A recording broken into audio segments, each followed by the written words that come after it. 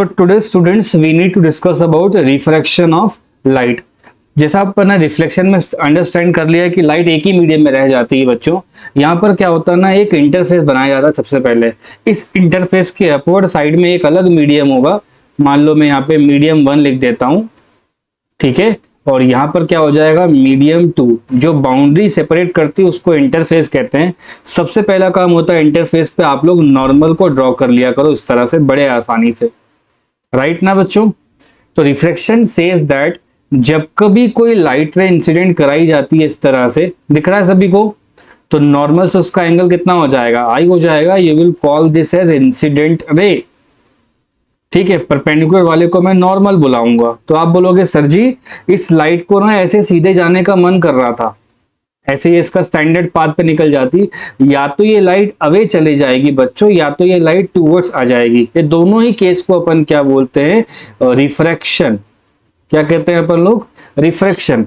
तो इसको डिफाइन कैसे करोगे, द बेंडिंग ऑफ लाइट, ध्यान देना बड़े आसानी से समझ सकते हैं, the bending of light when it passes from, बच्चों ध्यान से देखो, when it passes from one medium to another, और दोनों मीडियम बच्चों ऑप्टिकली अलग अलग होने चाहिए। ऐसा नहीं कि सेम मीडियम है, सेम होंगे तो स्ट्रेट निकल जाएगा। I teach you later down the class, ठीक है। और इस इन रेस का नाम होता है रिफ्रैक्टेड रेस। और नॉर्मल से एंगल बना देंगे तो वो एंगल दोनों बार में आर लिख देता हूं, बताऊंगा अभी क्या चल रहा है इन दोनों के साथ, ठीक है। तो सीधी सी बात है, सर लोग डेफिनेशन में क्या ढूंढेंगे कि बेंड हो रही है लाइट जब वो एक मीडियम से दूसरे मीडियम में जाती है, और वो दोनों के दोनों मीडियम आपस में ऑप्टिकली चेंज होने चाहिए। तो लिखेंगे अपन हैविंग ऑप्टिकली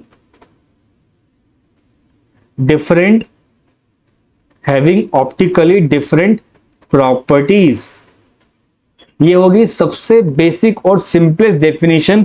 अगर कोई टीचर वाइवा में या 1 मार्क में पूछ ले what do you mean by refraction, तो कहेंगे sir ji it is just defined as the bending of light when it passes from one medium to another. अभी मैंने ये नहीं कहा है कि रेयर कौन सा है डेंसर कौन सा, इसलिए बच्चों मैंने दोनों प्रोबेबिलिटी बनाई है। Just we have mentioned here medium number 1 and medium number 2। आगे जाके air, water, glass, diamond, oil, any other medium we will discuss, but the underlying concept will remain same that ये जो बेंडिंग हो रही है ना, यहाँ पे किसी एक मीडियम से दूसरे मीडियम में जाएंगे अगर लाइट को, जो बेंडिंग अगर होती है उसी को बच्चों बोलते हैं अपन लोग रिफ्रैक्शन। देखो यहां तक का समझ में आया क्या? सो लेट्स मूव ऑन बच्चों। देखो दो केस अपन को प्रोमिनेंटली समझने हैं कि ये रेयर का मतलब क्या होता है, डेंसर का मतलब क्या होता है। तो सबसे जो आसान मीडियम है हमारे पास, उस मीडियम का नाम होता है फ्री स्पेस, मतलब खाली जगह। इसको आप लोग एयर भी बोल सकते हो। उसके बाद बच्चों इंसान आता है, उसको अपन बोलते हैं वाटर। क्या बोलेंगे, वाटर। उसके बाद जो इंसान एग्जाम में आएगा पढ़ने को उसको बोला जाता है ग्लास। और उसके बाद जो इंसान पढ़ने को आएगा उसको बोला जाएगा बच्चा लोग डायमंड। और इसके अलावा और कोई मीडियम दिया जाएगा तो उसकी वैल्यू गिवन रहेगी। थोड़ा बहुत 10th में रिकॉल अपन कर सकते हैं, तो सर यहाँ डायरेक्टली लिख सकते हैं कि रिलेटिव वैल्यूज के फॉर्म में बताया जाए तो रिफ्रैक्टिव इंडेक्स बच्चों फ्री स्पेस का अपन को 1 मान के चलना है। वाटर का रिफ्रैक्टिव इंडेक्स याद करेंगे सब लोग 4/3, ग्लास का हो जाएगा 3/2, और एन का जनरली बच्चों 5 के करीब होता है। तो मैं इसको ऑलमोस्ट ऐसा लिख देता हूं कि ये 5 के करीब होगा। ये डिबेट मत करना, ये अपन को शुरू के 3 में ही काम चल जाएगा अपना। कहने का मतलब है दोस्तों के नंबर आते हैं ना, किसी के 10 आ रहे, किसी 11 आ रहे, किसी के 12 आ रहे हैं आउट ऑफ 15 मार्क्स टेस्ट। तो कोई बोलेगा ना भाई मेरे तेरे ज्यादा नंबर आए, तो कहने का मतलब है अगर आप सामने देखोगे ना तो ये डेंसर कहलाएगा, और अगर ये पीछे देखेगा तो बच्चा लोग ये रेयरर कहलाएगा। यहां तक की कोई दिक्कत? तो बच्चों इनके हिसाब से ना मैं किसी एक को ना रेयर बोल सकता हूं, उसके रिस्पेक्ट में बाकी जो है डेंसर कहला जाएंगे। ऐसा इसलिए बताया जा रहा है बिकॉज जो 2 तरह के रिफ्लेक्शन प्रोमिनेंटली पढ़ोगे उसमें एग्जाम में एंगल ऑफ डेविएशन निकालने को आएगा। वो कैसे निकालते हैं बच्चों, उसके बारे में देखिए। ये 10th क्लास की लाइन पढ़ रहा हूं मैं, लाइट कहां से कहां जाती है, तो बोलोगे सर जी रेयरर से कहां निकल रही है लाइट, डेंसर में। कहां से कहां जा रहा होगा बच्चों, रेयरर से डेंसर में। अगर मैं यहाँ पर एक नॉर्मल बना दूं और बच्चों पहला वाला मीडियम का नाम N1 कर दूं, दूसरे वाले मीडियम का नाम N2 कर दूं, तो रेरर है और डेंसर है। डेंसर का मतलब बड़ी वैल्यू होगा, तो N2 is greater than N1।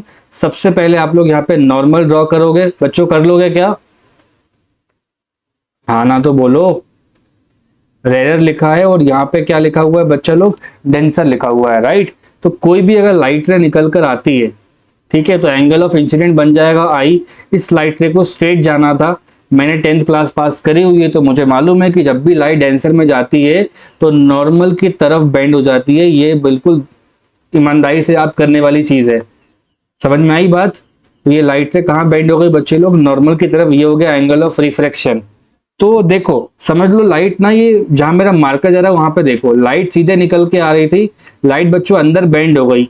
तो कितना बेंड हो गई? तो बोलोगे सर जी डेल्टा बेंड हो गई। अब वो डेल्टा कितना आएगा वो आप मुझे बताएंगे अभी। सुना होगा आप लोगों ने वर्टिकली अपोजिट एंगल्स बचपन में, है ना? तो अगर ये आई है बच्चों, तो ये पूरा कितना हो जाएगा? आई कहलाएगा ना। उस आई में से आप आर को निकाल दीजिए, तो आई माइनस आर। ये बेसिक सी बात है, इसे कहते हैं अपन लोग इतना डिविएशन किया है। याद रहेगा सबको आज के बाद? What is the deviation in refraction? कोई दिक्कत नहीं। सो इन द सेकेंड केस, अगर लाइट अपना डेंसर मीडियम से होता हुआ बच्चे लोग रेरर पे जाएगी, तो मैं देखता हूं बच्चों को ना कि ये फॉर्मूला वो रट डालते हैं। भाई रटना नहीं है, डायग्राम में देखना है। रटना नहीं है, डायग्राम में देखना है। तो आपको क्या बोलना रहेगा कि ये एक स्ट्रेट पाथ जा रहा है, बोलोगे जी सर जा रहा है। यहां पे मैंने क्या बना लिया? नॉर्मल बना लिया। बच्चों इसका एलिमेंट्री पार्ट 10th में पढ़ चुके हो। मैं 12th का जो चैप्टर शुरू करूंगा ना, उसका एलिमेंट्री पार्ट आपको 10th में बताया जाता है। उसको बस अपन और डिटेल में और ज्यादा फंडामेंटली पढ़ते हैं। नोटिस किया होगा आप लोगों ने, फर्स्ट 2 लेक्चर्स कितने अच्छे जाते हैं अपने, है ना? तो देखो, अगर मान लो मेरे पास यहाँ पर नॉर्मल लिखी हुई है और लाइट कहाँ से कहाँ जा रही है? डेंसर से रेरर पे जा रही है। तो यहाँ हो जाएगा N1 और यहाँ हो जाएगा बच्चों N2। तो N2 अब छोटा रहेगा, तब मैं लिख सकता हूँ कि ये भाई साहब रेरर है और ये भाई साहब कैसे हैं? डेंसर हैं। अगर कोई लाइट आप यहाँ से यहाँ गिराते हो, तो बोलोगे सर जी लाइट को तो सीधे निकलने का मन कर रहा होगा। देखो 10th क्लास के बच्चों, लाइट अवे जाती है ना, हाँ या ना? लाइट जब भी रेयर में जाती है तो it bends away from the normal. Everybody knows this. क्या चल रहा है ये? हाँ या ना तो बोलो। ठीक है, तो देखो नॉर्मल से पूरा जो एंगल बनेगा, जस्ट पे अटेंशन कैसे कर रहा हूं मैं। नॉर्मल से पूरा एंगल बनेगा बच्चों, वो आर बनेगा। उसको बोलते हैं रिफ्रैक्शन एंगल, बिकॉज ये आपकी रिफ्रैक्टेड रे है। मजे की बात ये है कि जो इमेजिनरी पाथ से दूर गया है ना, उसको अपन बोलते हैं डिविएशन किया है। अब की बार पता है डिविएशन कितना आएगा? तो बोलोगे सर जी पूरा एंगल आर है, आर में से आई को माइनस करना है, बिकॉज यही ना आई होगा। अगर यहाँ पे आप ऐसे पढ़ोगे ना वर्टिकली अपोजिट वाली कहानी से, तो आई बच्चों अगेंस्ट में आई आएगा। तो इसको रटना नहीं है। स्टूडेंट्स पे अटेंशन टू मी। एक बार ये आंसर आया तुम्हारा आई माइनस आर और एक बार आंसर आया आर माइनस आई। ये डिपेंड करता है लाइट रेरर से कहाँ जा रही हो डेंसर पे, और डेंसर से कहाँ जा रही हो रेरर पे। कोई परेशानी वाली बात? So now we need to study about laws of refraction, ताकि अपन स्पीड वगैरह के बारे में बात कर सके। स्पीड कब चेंज होती है, कब कब नहीं चेंज होगी। तो ये हो जाएगा बच्चे लोग लॉ ऑफ रिफ्रैक्शन। ठीक है, थोड़ा बहुत पुराना रिकॉल करो, क्या होता है लॉ ऑफ रिफ्रैक्शन। तो बच्चे लोग फर्स्ट लॉ क्या कहता है? Pay attention to me, everybody pay attention. मान लेते हैं कि ये आपके पास एक इंटरफेस है और ये इसका नॉर्मल हो गया। ठीक है, your light is moving from medium 1 से मीडियम 1 से 2 पे आ जाती है। तो सब लोगों को दिख रहा होगा ये N1 लिखा है बच्चे लोग, और वो N2 होगा। अभी टाइम बीइंग के लिए मैं पहले वाले मीडियम को ना एयर बुला दूंगा और दूसरे वाले मीडियम को बच्चों में कोई एक मीडियम का नाम दे दूंगा। तो एयर के रिस्पेक्ट में पूरी की पूरी दुनिया जो रहेगी वो डेंसर कहलाएगी। तभी लाइट आपकी बच्चों यहाँ पे अंदर आ रही है और ये एंगल आई हो गया और ये एंगल आर हो गया। इतना क्लियर हो जाएगा। इससे आप क्या बोलोगे? सर जी रिफ्रैक्टेड है, और ये कौन सी हो जाएगी? इंसिडेंट। जो नॉर्मल होगा वो दिख रहा होगा आप लोगों को, और इसको बड़े वाले आई को इंटरफेस कहते हैं। इस पॉइंट को पॉइंट ऑफ इंसिडेंट बुला सकते हो। तो इसके दो लॉज होते हैं बच्चों। पहला लॉ ये बोलता है व्हेन लाइट अंडरगोस क्या बोलोगे बच्चों? अंडरगोज रिफ्रैक्शन, ठीक है। When light undergoes refraction, comma लगाएंगे, देन द रेशियो, अब तो याद करो, the ratio of sine of angle of, बोलते जाइए, incidents and sine of angle of refraction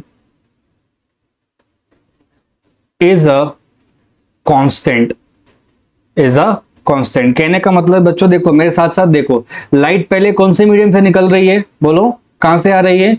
medium number 1 से। और कहां पे जा रही है?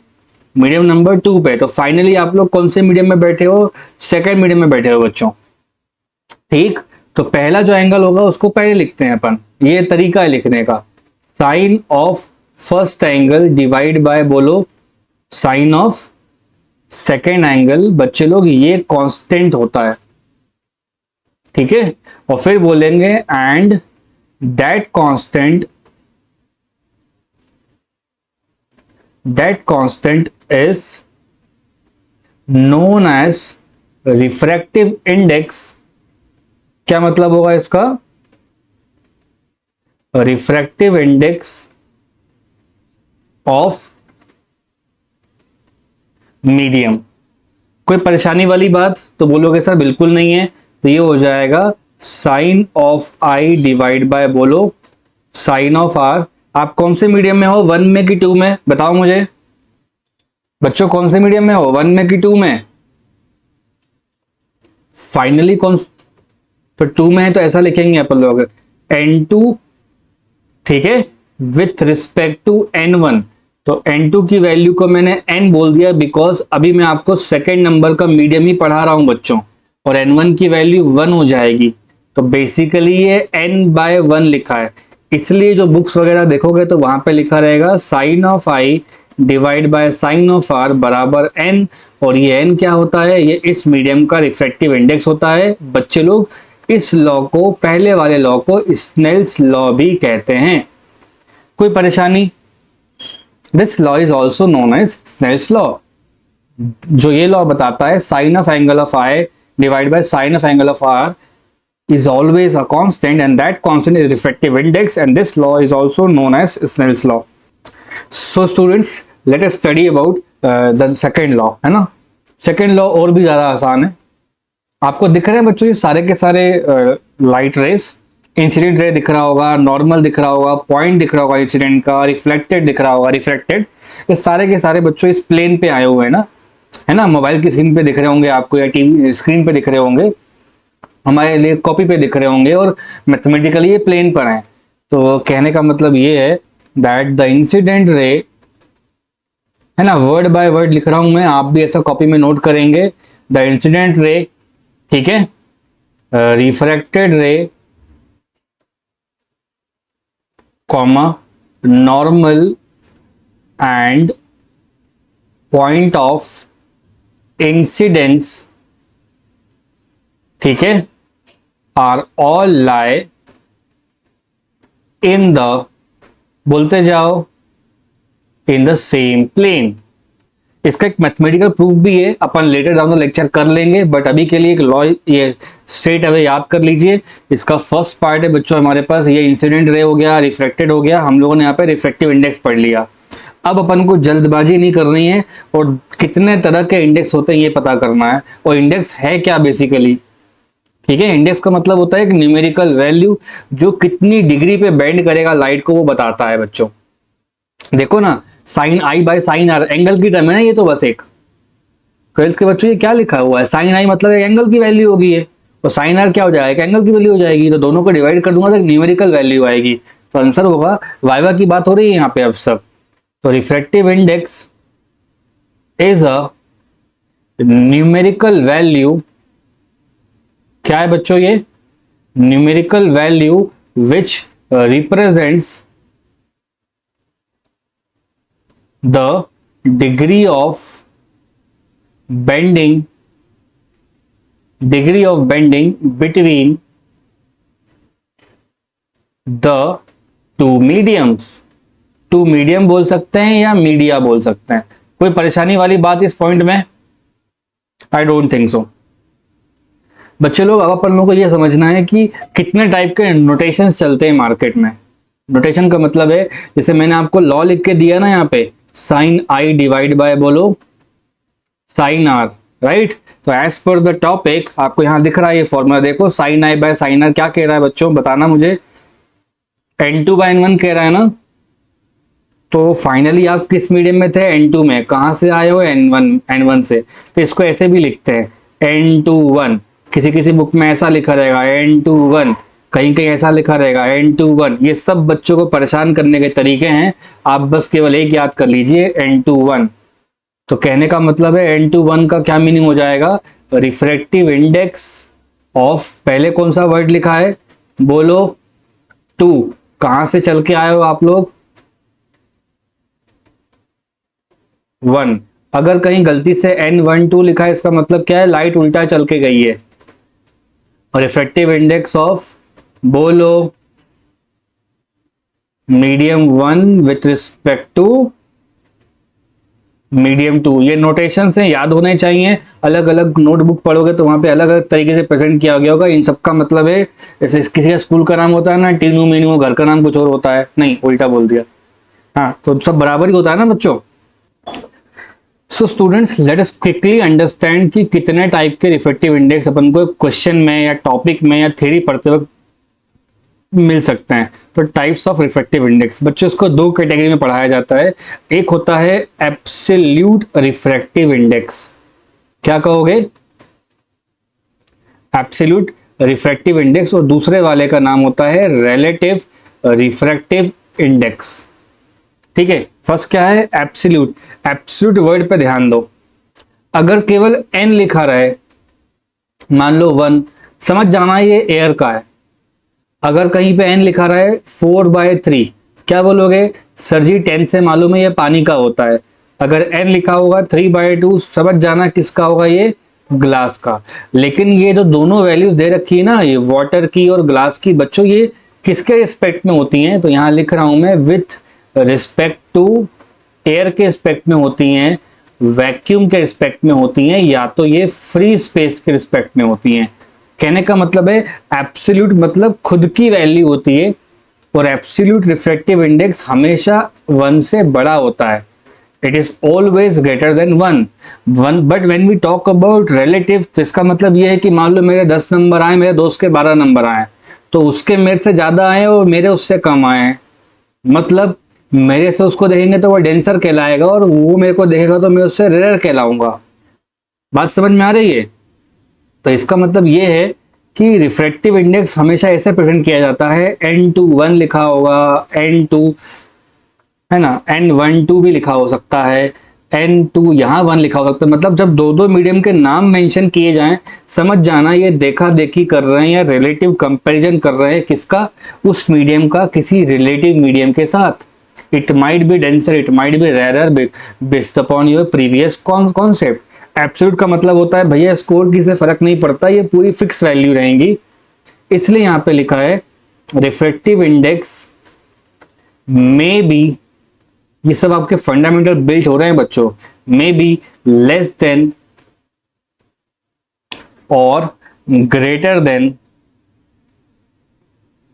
देन, बोलो ये एक से ज्यादा भी हो सकता है, एक से कम भी हो सकता है, ये आप आगे जाके पढ़ लोगे, इतनी चिंता करने वाली बात नहीं है।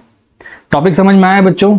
रिलेटिव मतलब refractive index with respect to another medium, absolute मतलब उसका खुद का index. So let's study this the whole thing with the help of an example. कुछ एग्जांपल से पढ़ लेते हैं। देखो, अगर टीचर बोलता है एब्सोल्यूट, क्या कहता है? एब्सोल्यूट मतलब पक्की बात है कि जो पहला मीडियम होगा वो एयर होगा। क्या होगा बच्चे? एयर होगा। और एयर को देख के तो कोई भी मीडियम हीरो बन जाएगा, मतलब एयर के आगे हर इंसान डेंसर होगा, बिकॉज बेचारे एयर का जो n1 होता है वो 1 होता है, और यहां जो n2 हो जाएगा वो n हो जाएगा। तो कैसी भी रे आएगी ना प्यारे बच्चों, यहां से अंदर ही जानी है।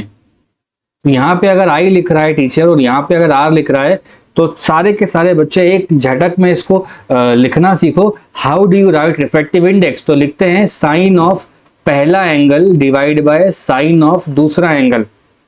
मेरी बात समझो, क्या लिखा है? साइन ऑफ पहला angle divide by sine of दूसरा एंगल। फर्स्ट एंगल कौन सा है बोलो? आई। सेकेंड एंगल बोलो आर, वही लिखा हुआ है sine I by sine R. आप कौन से मीडियम में हो बच्चों? N2 में। कहां से आए हो? N1 में। कहने का मतलब है ये n हो गया और ये 1 हो गया, तो रिलेटिव वाले का मतलब होता है डायरेक्ट उसकी वैल्यू n लिख दी जाती है। ये एब्सोल्यूट वाले का मतलब ये होता है कि डायरेक्ट वैल्यू लिख दी जाती है। और वहीं अगर मैं आप लोगों को रिलेटिव पढ़ाऊंगा, रिलेटिव रिफ्रैक्टिव इंडेक्स, तो बच्चों मुझे पता नहीं रहेगा कि ऊपर कौन सा मीडियम है और नीचे कौन सा मीडियम है, या रेयर डेंसर कौन सा है, डेंसर एरर कौन सा है। मान लो टाइम बीइंग के लिए मैंने यहाँ पे लिख दिया कि भाई साहब ये डेंसर है और ये वाला कैसा है, रेयर। तो 10th पास करने वाला हर बच्चा बोलेगा सर जी अपन को आता है। डेंसर से लाइट जब रेयर में जाती है तो कहाँ चली जाती है? तो बोलोगे सर अवे निकल जाती है लाइट। तो यहाँ कौन सा मीडियम आएगा? आर। ये कोई हो जाएगा बच्चों आई। यहाँ पे लगाओ स्नेल्स लॉ, बोलो sine I divide by sine R equals to N2 by N1। बच्चों इसको क्रॉस मल्टीप्लाई कर दो, तो ये अब आपका याद करने वाली बात हो जाएगी। N1 इंटू साइन आई बराबर हो जाता है N2 इंटू साइन आर। आगे से किसी झमेले में नहीं पड़ना है, ये आपका स्नेल्स लॉ कहलाता है। देखो पहला एंगल कौन सा है? 12th क्लास, 12th क्लास पहला एंगल कौन सा है? आई। उसके बगल में क्या लिखा है? N1। तो क्या बोलोगे?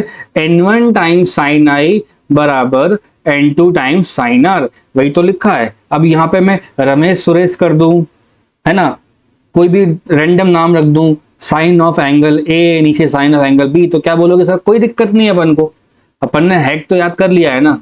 N1 का मल्टीप्लाई साइन से बराबर N2 का मल्टीप्लाई साइन से। ये है इतना बेहतरीन लॉ जो आपका इस हफ्ते, इस पूरे वीक आपको हेल्प करेगा हर एक चीज पढ़ने के लिए। कोई डाउट है इस जगह पे बच्चों? तो बच्चे लोग अपन अब स्पीड के एस्पेक्ट में पढ़ लेते हैं ना। तो यहाँ लिखा हुआ है टॉपिक में रिफ्रैक्टिव इंडेक्स, शॉर्ट में लिखा है मैंने with respect to speed of light, with respect to speed of light.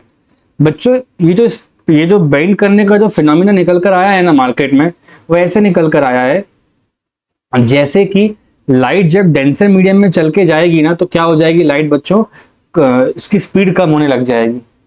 तो मेरे कहने का ये मतलब है, फॉर एग्जाम्पल, बच्चों सुन रहे हो सब लोग? हेलो?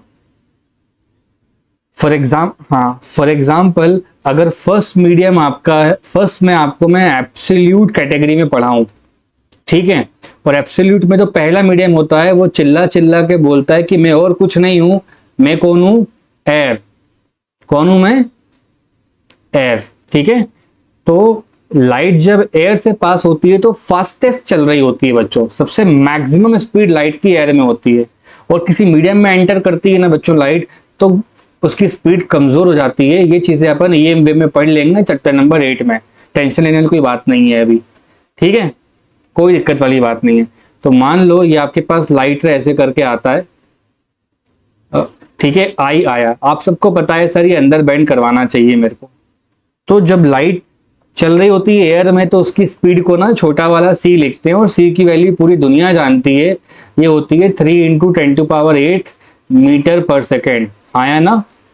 लेकिन जैसे ही लाइट किसी मीडियम में बेंड करती है ना बच्चे लोग, तो उस मीडियम में स्पीड चेंज हो जाती है, और स्पीड चेंज क्या हो जाएगी? v बन जाएगी, एंगल r निकल आएगा, और यहाँ पे N2 निकल आएगा।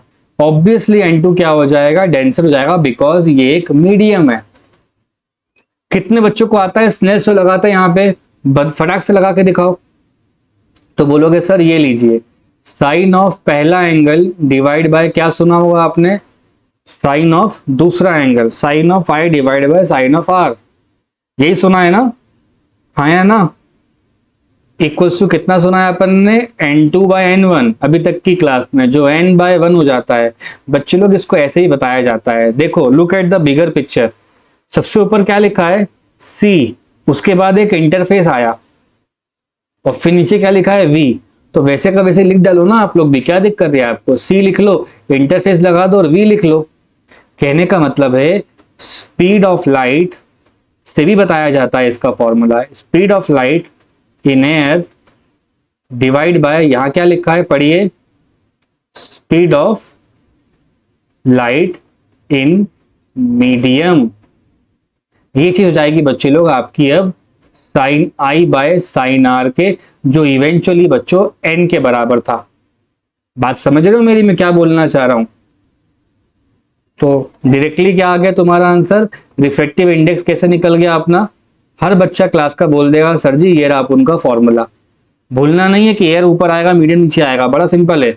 ऊपर क्या लिखा है सी, तो आप भी लिखोगे सी डिवाइड बाय वी, खत्म हो गया सॉल्व। ठीक, बढ़ते हैं दूसरे वाले की तरफ जो ज्यादा एग्जाम में आता है।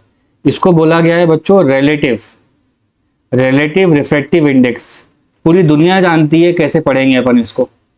इंटरफेस दिख रहा होगा सबको, नॉर्मल दिख रहा होगा सभी बच्चों को, राइट और रॉन्ग बच्चों। सो इन रिलेटिव बच्चों जब लाइट जब इंसिडेंट करती है ना, तो उसको डिपेंड करना होता है कि उसको क्या करना है, बेंड करना है या दूर जाना है। यहाँ मैंने N1 लिखा है और यहाँ पर बच्चे लोग N2 लिखा है, मुझे पता ही नहीं है कि कौन सा क्या है। अब एयर वाटर करके हल्ला नहीं करेंगे। N1 बच्चों आपके पास मीडियम 1 रहेगा और N2 बच्चे लोग आपके पास क्या रहेगा, मीडियम 2। ध्यान रखें, हमें नहीं मालूम है डेंसर है रेयर है, तो जानबूझ के मैं नीचे वाले मीडियम को रेयर बुलाऊंगा अब, और यहाँ क्या बोलूंगा डेंसर। तो बोलोगे सर रेयर होगी तो दूर निकल जाएगी लाइट, और क्या होगा। तो रिफ्रैक्टिव इंडेक्स R और ये I। चलो मुझे स्नेल्स लॉ लगा के दिखाओ जरा आप लोग में से कोई भी एक बच्चा। How do you write it, how do you write Snell's law. तो बोलोगे सर जी साइन ऑफ पहला angle divide by sine of दूसरा एंगल। आप कौन से मीडियम में हो, बाद में आप कौन से मीडियम में हो, N2 में हो। कहां से आए हो, N1 में। इसको और कैसे लिखते हैं, refractive index of 2 with respect to 1। इसको और कैसे लिखते हैं, 2 विथ रिस्पेक्ट टू 1। तो मैं ये वाला लिखूंगा बच्चों में ना, तो इसका मतलब हो जाएगा N21 बराबर, ठीक है। लेफ्ट साइड में अलग फॉर्मूला है, एयर के रिस्पेक्ट में, राइट साइड में अलग फॉर्मूला है, दोनों पे क्वेश्चन बनेगा, आना चाहिए।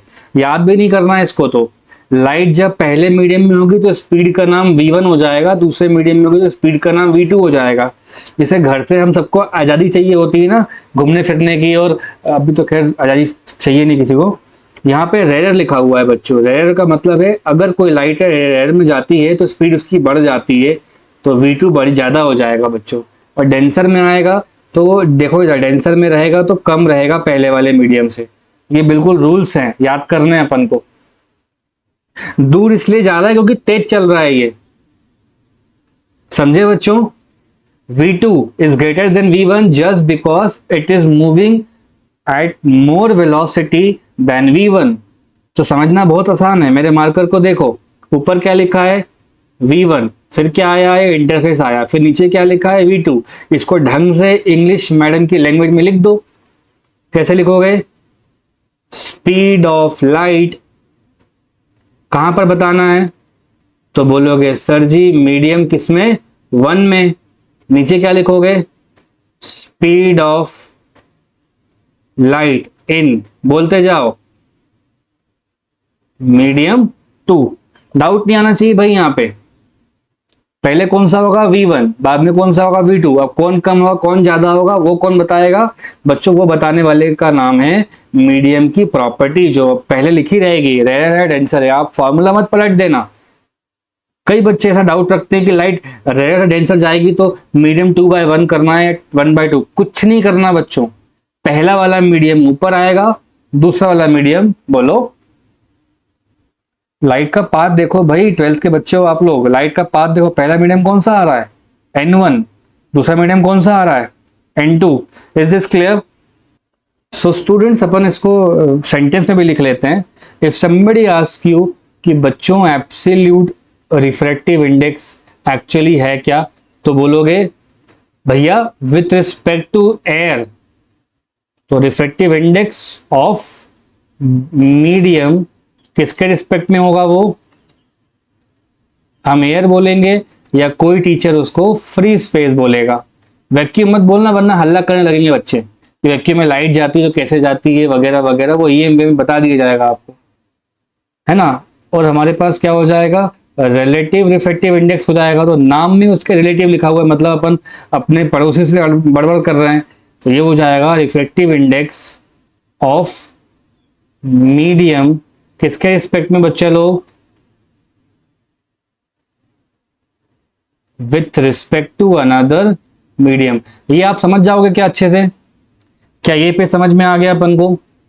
इसका लास्ट फॉर्मूला मैं पिकअप कर रहा हूं बच्चे लोग। हमने अभी तक पढ़ लिया है कि N2/N21 को बोलते हैं N2/N1, इसी को बोलते हैं बच्चों साइन आई डिवाइड बाय, बोलो sine are.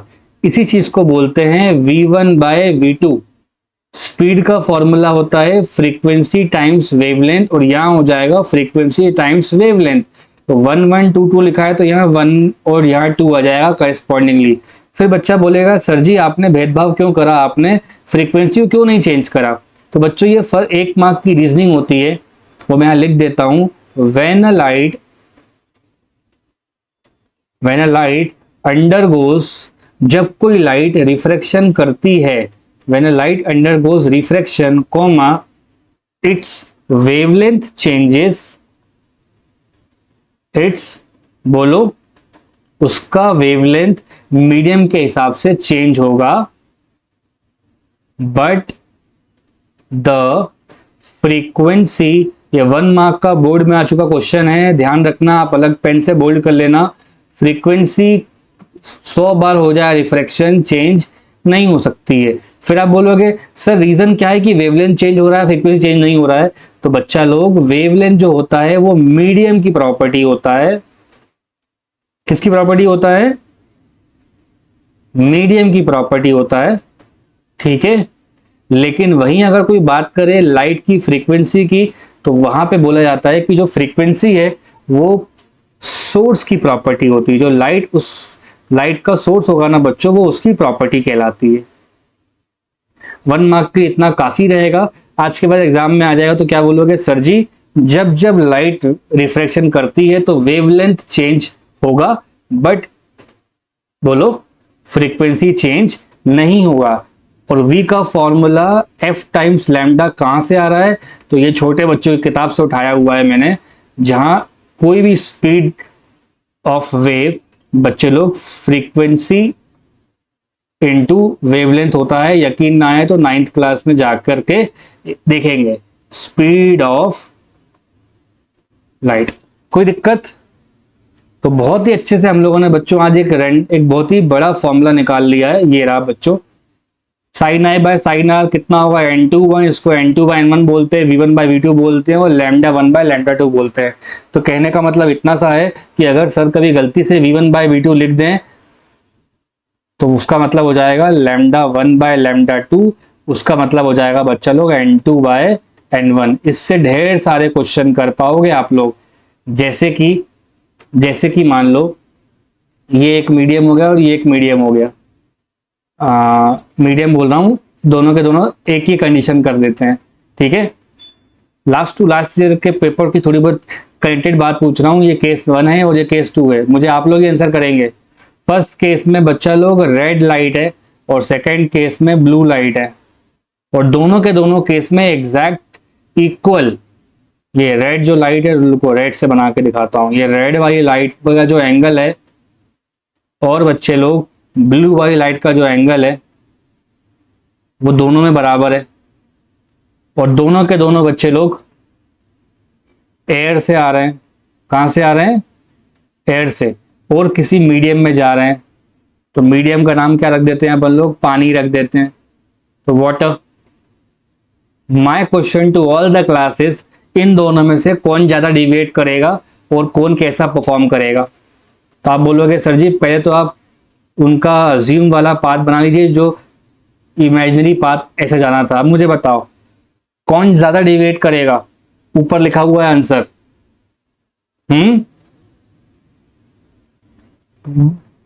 Boys and girls कौन ज्यादा डिविएट करेगा बच्चे लोग, एवरीवन, बॉयज एंड गर्ल्स। बड़ा इजी है बच्चों, सीख लो। जब भी सर फॉर्मूला लिखे और कोई डायग्राम बनाए तो वहां ध्यान लगाया करो, रैंडमली आंसर मत किया करो। 12th में अपन लोग, पहली बात ये। यहाँ पे रिफ्रैक्टिव इंडेक्स भी लिखा हुआ है और वेवलेंथ भी लिखा हुआ है, जो कि हर कलर का अलग अलग वेवलेंथ होता है। तो इस ऊपर के डायग्राम को देख के एक बात तो पक्की है कि भाई साहब refractive index is inversely proportional to wavelength, मतलब जिसका वेवलेंथ ज्यादा होगा उसका इंडेक्स कम होगा। और इंडेक्स का मतलब होता है index is the degree of bending.